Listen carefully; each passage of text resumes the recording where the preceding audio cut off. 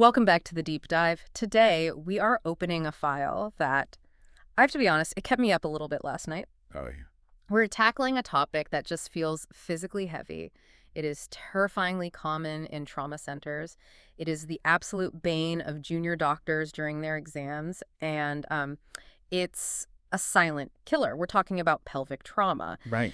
And look, when you sent over the stack of research and the guidelines and all these trauma protocols, my first instinct was, okay, broken bones, orthopedics, Sure. That's what most people think. painful, absolutely. Mobility issues for sure. But then I started reading the mortality statistics. I started reading about this golden hour, and I realized I was completely wrong. This is not just about a bone breaking. No, This is about a physiological bomb going off inside the body. it is. And I'm glad you caught that distinction right out of the gate. Really? Because that shift in perspective from, bone problem to blood problem is actually the single most important leap a clinician has to make. So that's the key. It's the whole key. It's the exact misconception that gets patients killed and causes medical students to fail their boards. When we talk about pelvic trauma in a clinical setting, whether we're prepping for the USMLE, the NEET PG, or just trying to save a life in the ER, we are not really worried about the skeleton. Not at first, anyway. Not at first. We are worried about the plumbing. The plumbing. Let's stay there for a second, because usually when I think of a fracture, let's say a broken arm, I think of a cast, maybe some pins, a sling, 6 weeks of itching. Right, the standard stuff. But you're saying with the pelvis, the bone structure is kind of the least of our worries. Precisely.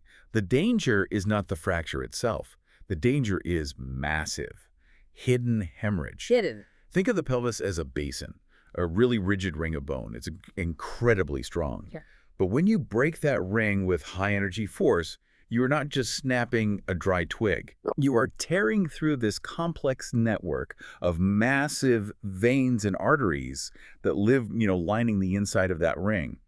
And because the bleeding happens so deeply inside the body, into the retroperitoneal space, you often can't see a single drop of blood on the floor. That is the terrifying part. It's the hidden nature of it. The sources we have today, which are these high-yield clinical guidelines used for top-tier medical exams, they all emphasize that this is a trap topic. Oh, it's the classic exam trap. It's designed to trick you because the patient might look, well, fine on the surface. Exactly. It's a trap because it tests your ability to prioritize physiology over anatomy. It tests high-pressure decision-making. The examiners, they want to know, can you ignore the distraction of, say, the broken leg, the screaming patient, or just the chaos of the trauma bay? All the noise. All the noise. Can you ignore it long enough to realize that their blood pressure is dropping because they're bleeding into their own pelvis? If you miss that, or if you focus on the wrong thing, the patient dies. So our mission today is pretty clear then. Whether you're a medical learner prepping for boards or just someone who wants to understand this, high-stakes chess game of trauma medicine, Right. we are going to break down the anatomy of this crisis. We're going to look at the do's and don'ts, specifically the physical exam mistakes that act like a booby trap, and we're going to talk about the mechanical interventions like binders that act as a tourniquet for the torso. And we will connect this to the bigger picture of trauma care. This is really a case study in discipline.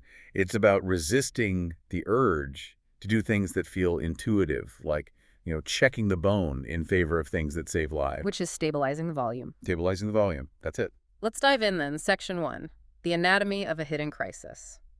You mentioned the pelvis is a basin, but looking at the notes here and looking at the vascular diagrams, it seems like it's more of a container for chaos. That's a good way to put it. Why is this specific area so prone to catastrophic bleeding compared to, say, a broken femur, which is also a huge injury? That is the key question. Yeah. So think of the pelvis as a sturdy, bony ring, like a pretzel. Now, lining the inside of that ring, just pasted against the bone, are these large venous plexuses. Plexuses, so like webs of veins. Exactly, webs of large, thin-walled veins. Yeah. And on top of that, you also have major arterial branches coming off the iliac arteries, things like the internal pudendal artery, the gluteal arteries. When that bony ring fractures, particularly in a high-energy crash, the bone shards act like shrapnel. Oh, wow. They shear right across those vessels. So it's not just that the bone breaks, it's that the bone becomes a weapon against the soft tissue inside it. That's it, precisely. And unlike other parts of the body, the pelvis is just incredibly vascularized because it supplies the legs, the reproductive organs, the bladder, the rectum. It is a highway interchange for blood vessels. And if you blow up the interchange, Traffic, in this case, blood goes everywhere. and this is where the concept of the retroperitoneal space comes in, right? Yeah. I see this term bolded in almost every document we have. For the non-surgeon listening, what exactly is the retroperitoneal space, and why is it such a problem? So think of your abdomen. You have the peritoneal cavity, which holds your stomach, intestines, liver, all the stuff that kind of moves around. Okay. Behind that, sort of glued to your back wall, is the retroperitoneum. It contains your kidneys, your aorta, and the pelvic vessels.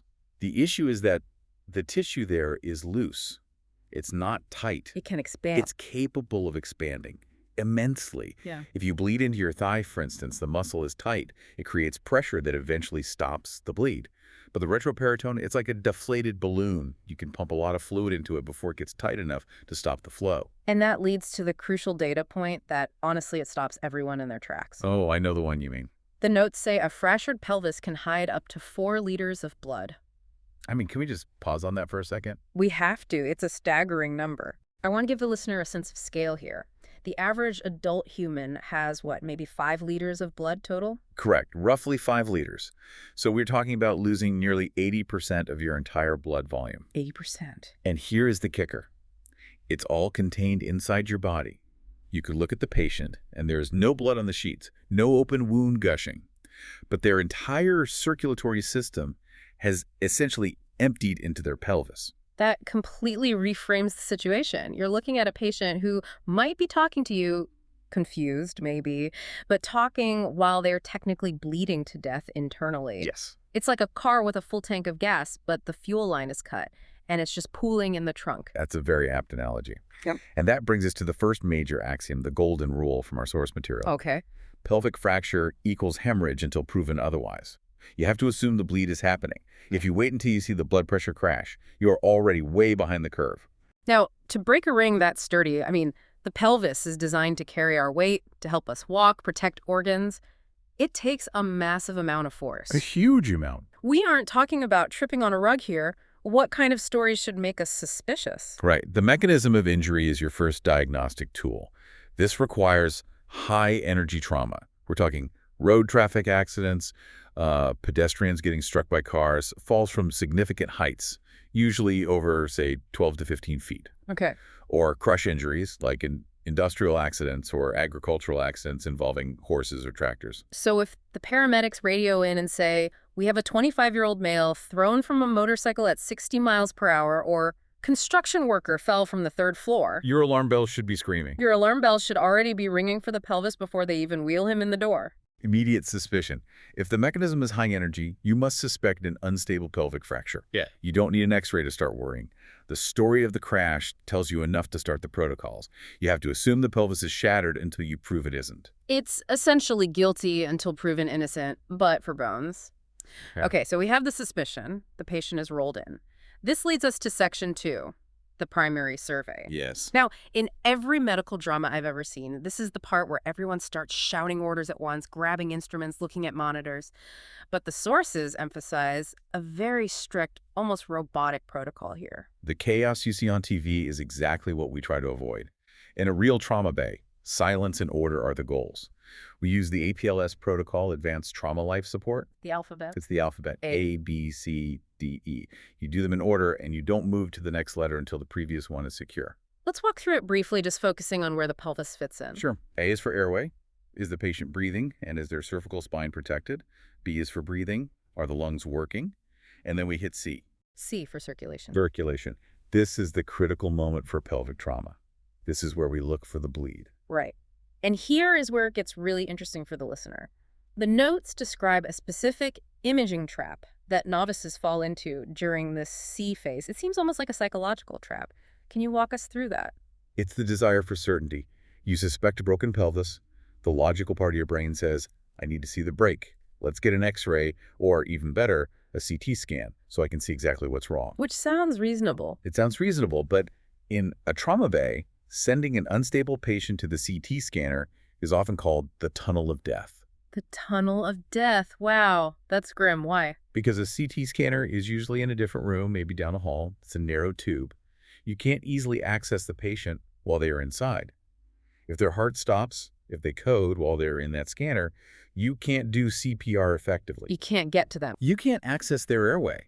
You are wasting precious minutes getting pictures while the patient is bleeding out. The trap is waiting for imaging to confirm the fracture before you treat the bleeding. So the rule is treat the ghost. Treat the invisible bleed. Management begins with clinical suspicion during C, not after a radiologist reads a scan an hour later. Exactly. But if you can't see the blood and you can't scan them yet, what are the clues? You have to be a detective here. You look at the physiology. Are they in pain? Specifically, are they complaining of deep pelvic pain? Can they stand? Obviously, if their pelvis is crushed, they cannot load bear. But the biggest clue is unexplained shock. Shock in medical terms, meaning the organs aren't getting oxygen. So we're looking at what? Low blood pressure and a racing heart. Exactly. Tachycardia, fast heart rate. Hypotension, low blood pressure. Pale, cool, clammy skin. If you have a trauma patient in shock and you look at their chest and belly and legs and don't see a pool of blood, you have to ask yourself, where is the tank leaking? And the answer is? The answer is almost always the pelvis or the retroperitoneum. The rule of thumb is unexplained shock and trauma equals pelvic bleeding until excluded. That is such a powerful heuristic. It just cuts through all the noise. But let's say you have the suspicion. You're thinking, okay, high energy crash, low blood pressure, maybe the pelvis is broken.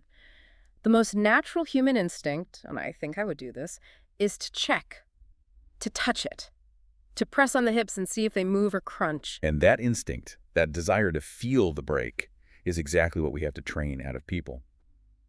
This brings us to section 3, the do-nots.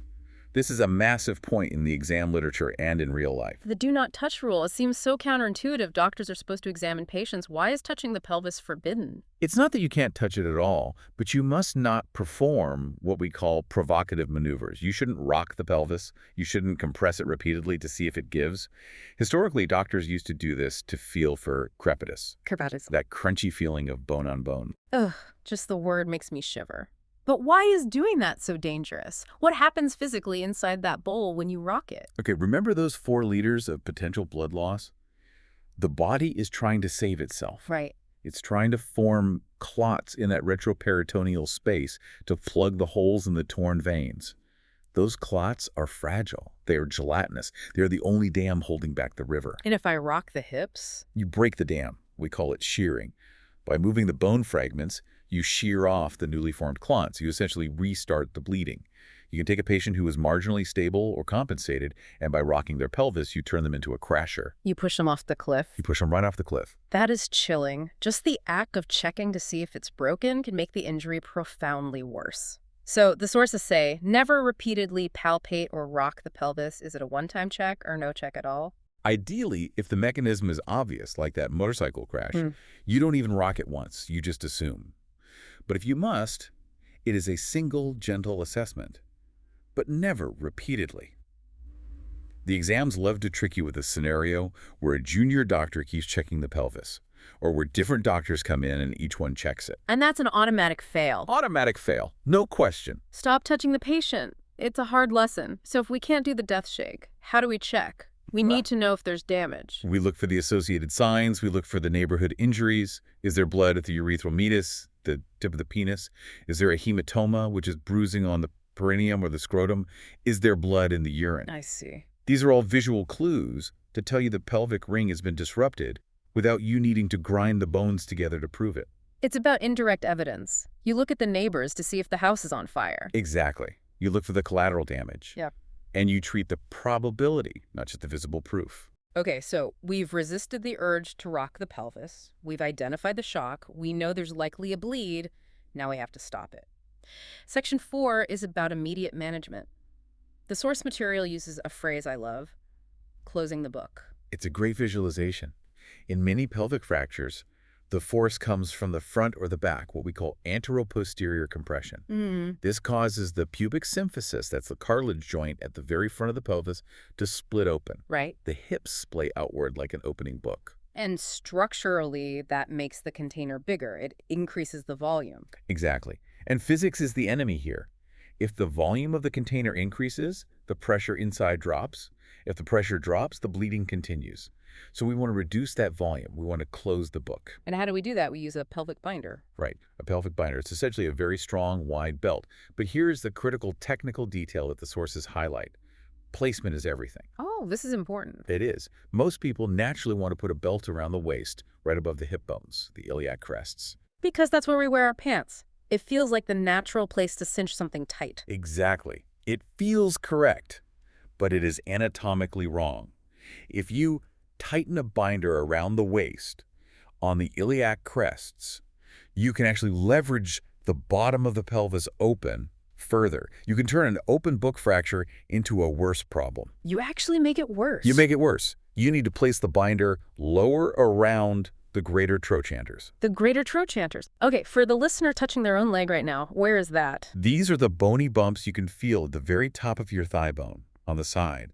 It feels much lower than your waist. It's basically across the buttocks and the top of the thighs. So it's much lower than people think. You wrap it there and pull it tight. Yes, you wrap it there and pull it tight. This mechanically compresses the fracture, bringing the bones back together. This does two things. First, it reduces the volume of the pelvis, which creates a tamponade effect. It increases pressure in the space, which helps stop the venous bleeding. Okay. And second, it stabilizes the bone so those sharp edges stop slicing into the vessels.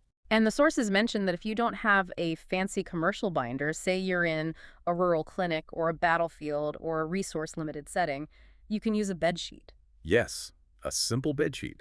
This is a skill every doctor learns. You slide a sheet under the hips, wrap it around the trochanters, cross the ends, and two people pull tight and clamp it with towel clips. It's crude, but it saves lives. And the key takeaway here is that applying this binder happens early. Very early. It happens in the sea of A, B, C, D, E, often before the patient even gets to the door of the x-ray room. That's the sequence that matters. Binder first, scan later. Now, along with the binder, we have to replace what's lost. The notes talk about resuscitation, and it seems like we've moved away from just dumping saline into people. We have. That's a massive shift in trauma care over the last decade. In the old days, we used to pump liters of crystalloid saline or lactated ringers into patients. The idea was just to keep the pressure up. Right. Fill the tank with something. But saline doesn't carry oxygen. And worse, it dilutes the clotting factors. It waters down the blood. Exactly. If you dilute the blood, you make it harder for the body to form those life-saving clots. You induce what we call dilutional coagulopathy.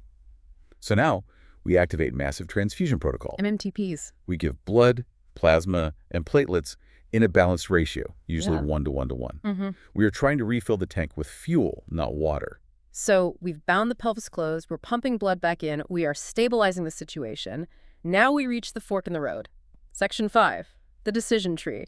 This is where the doctors have to decide where the patient goes next. Yes. And the source distinguishes between the stable and the unstable patient. This is the most common decision point on the exams. You have to categorize the patient. This determines their destination. Let's start with the unstable patient. This is the person whose blood pressure is still low, despite the binder and the blood transfusion. They are crashing. Correct. This patient is too sick to travel. They are actively dying. Right. You cannot put an unstable patient in a CT scanner. We already talked about the tunnel of death. Right. So for the unstable patient, we use portable tools at the bedside. The fast scan and the portable x-ray. Yes. The fast scan is an ultrasound looking for fluid, which is blood in the belly. And we snap a quick portable x-ray of the pelvis. But note the limitation. The x-ray here is just a screen. It's a rough map. Not the final. Not the final diagnostic tool. It just confirms, yes, the pelvis is broken. Keep the binder on. So if they are unstable and the fast scan is negative, meaning the blood isn't in the belly and the pelvic x-ray shows a break, we assume the blood is in the retroperitoneum. What do? We can't scan them. If they are bleeding that fast and we suspect it's pelvic, they might need to go straight to the angiography suite or the operating room, bypassing the CT entirely. Have to stop the bleeding blindly or with direct visualization. Now contrast that with the stable patient, the one who has responded to fluids, their blood pressure has normalized, they are awake. They have earned a ticket to the donut of truth. The CT scanner. The CT scan. A CT scan with contrast is the gold standard. It shows us everything. The exact fracture pattern, the size of the hematoma, and crucially, if there is active arterial bleeding. The donut of truth. I love that. It sounds almost mystical, but it gives you the map you need. So once we have the map, whether it's a rough x-ray or a detailed CT, We need to fix the leak definitively. The binder is temporary, right? You can't leave that on for days. No, absolutely not. The binder is a bridge. It buys you usually 24 to 48 hours maximum. Because it applies so much pressure, it can cause skin necrosis, pressure sores if left too long. So we need a permanent fix. We need to stop the bleeding permanently. If the CT shows arterial bleeding, a blush of contrast spurting out, we go to angioembolization. That's where the interventional radiologists go in through the blood vessels, like a plumber snaking a drain, and plug the leak from the inside. Exactly. They enter through the femoral artery in the groin, thread a catheter up, find the bleeder, and inject coils or special glue to block the bleeding artery. It's minimally invasive and highly effective for arterial bleeds. But, and here is where the source material dropped a fact that really surprised me. It says venous bleeding is actually more common than arterial bleeding in pelvic trauma. It is, by a lot. About 80 to 90% of the bleeding in pelvic fractures comes from the venous plexus or the fractured bone edges themselves. Arterial bleeding, that high-pressure spurt, is actually the minority. So if it's venous bleeding, a low-pressure ooze rather than a high-pressure spurt, angioembolization might not work because you can't plug 1,000 tiny holes in a web. Correct. Angio is for arteries. It targets specific pikes. For massive venous bleeding, if the binder isn't enough, we might need surgery. We do something called preperitoneal pelvic packing. Pelvic packing, what does that involve? It is exactly what it sounds like. The surgeon makes an incision in the lower abdomen, goes into that retroperitoneal space without opening the gut sac itself, and literally packs it with surgical sponges. You just stuff it. You stuff the space full of sponges to create direct pressure on the venous oozing. It really is basic plumbing and carpentry. You pack the lake. It is. You pack it, you close the skin, and you come back 24 to 48 hours later to remove the sponges once the clotting has stabilized. And then eventually, once the patient is alive and hemodynamically stable, the orthopedic surgeons come in to do the carpentry. The external fixation. The external fixation. Right. That's that metal scaffolding you sometimes see pins sticking out of the skin connected by rods. It holds the bones rigidly in place. Yes, but notice the order. The orthopod, the bone doctor, often comes last in the acute phase. The priority is you fix the physiology, the blood, before you fix the anatomy, the bone. That's a great mantra. Physiology before anatomy. It seems like that philosophy underpins this entire discussion. It does. It dictates every single move we make in the first hour. Now we're moving into section 6, associated injuries. Because as you said, the pelvis is a neighborhood. If the house burns down, the neighbors get scorched. The neighborhood effect is very real. The pelvis protects the genitourinary organs, the plumbing for waste. So when the pelvis breaks, you have to suspect damage to the bladder, the urethra, the rectum, and the vagina. And this brings us back to those visual clues we talked about earlier. Blood at the meatus, hematuria. Why is the urethral injury such a specific exam trap? I see this highlighted in red in our notes. Because of the Foley catheter. In most trauma patients, one of the first things we do is insert a urinary catheter to monitor kidney function. We need to know if they are making urine. Standard procedure. But, and this is a huge but, if there's a urethral injury, inserting a catheter can be disastrous. Why? What goes wrong? Imagine the urethra is partially torn by the pelvic fracture. This is hanging by a thread. If you blindly shove a plastic tube up there, you can convert a partial tear into a complete tear. Oh, no. You can create a false passage into the tissues. You cause permanent damage that will require complex reconstructive surgery later on. So if you see blood at the tip of the penis or a high-riding prostate on exam, the catheter is absolutely forbidden. Forbidden. You have to do a retrograde urethrogram, a dye test first to make sure the tube is intact. This is a huge don't fail point on the boards. If you catheterize a pelvic fracture without checking the medius, you fail. Simple as that. So suspect the GU injury, check for it, don't blindly force a catheter.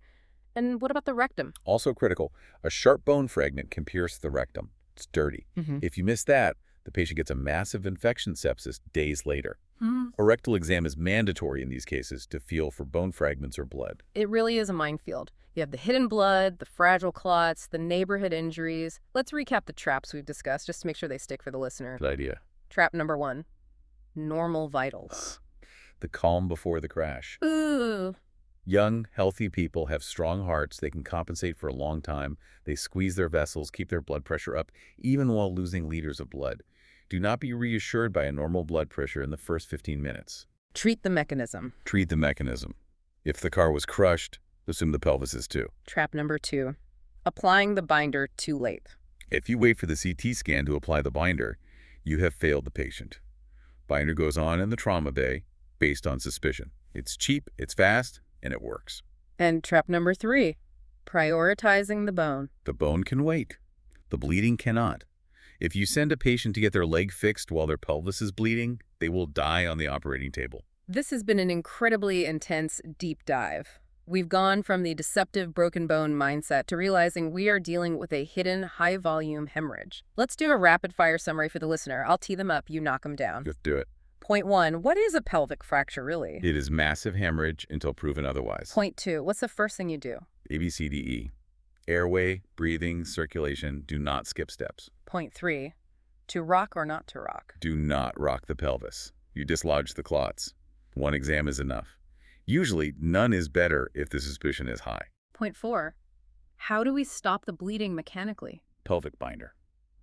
Apply it early, over the trochanters, not the waist, to close the book. Point 5, imaging strategy.